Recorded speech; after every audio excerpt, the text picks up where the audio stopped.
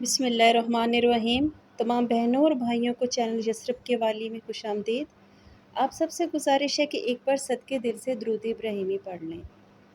پیاری بہنوں اور بھائیوں، زمین پر خانہ خدا انسانوں کے لیے قبلہ کا درجہ رکھتا ہے، تو ساتویں آسمان پر فرشتوں کا بھی خانہ خدا ہے جسے بیت المعمور پکارا جاتا ہے۔ حضرت علامہ جلال الدین سیوطی رحمۃ اللہ علیہ کے مطابق خانہ خدا کو پہلی بار فرشتوں نے بیت المعمور کے عین نیچے زمین پر خانہ کعبہ کے طور پر تعمیر کیا۔ سورہ طور میں اللہ تعالیٰ نے جو 5 قسمیں کھائی ہیں ان میں ایک قسم بیت المعمور کی ہے، اور بیت المعمور کی قسم وہ بیت المعمور ہے۔ بیت المعمور 7ویں عرش پر موجود ہے جسے فرشتوں کا قبلہ کہا جاتا ہے۔ فرشتے اس کا طواف کرتے ہیں، یہ عرش الہی کے عین نیچے ہے۔ مسلم شریف میں مذکور معراج شریف کی طویل حدیث میں سے کچھ حصہ یوں بھی ہے: 7ویں آسمان پر رسول اللہ صلی اللہ علیہ وسلم جب تشریف لائے تو حضرت ابراہیم علیہ السلام کو بیت المعمور سے ٹیک لگائے دیکھا، جس میں روزانہ 70,000 فرشتے داخل ہوتے ہیں جو ایک بار آتے ہیں دوبارہ لوٹ کر نہیں آتے۔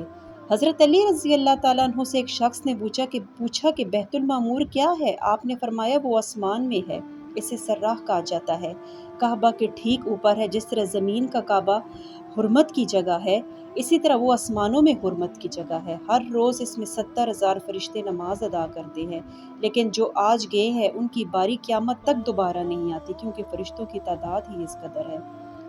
امام ابی بکر احمد بن الحسین بہقی کی کتاب دلائل نبوہ میں لکھا ہے، یہاں تمام انبیاء اور مرسلین کے ساتھ نماز پڑھی، اور بیت المعمور میں سب انبیاء اور امت مرحومہ اور پچھلی امتوں کے ایمان والوں نے بھی آپ کی امامت میں نماز پڑھی۔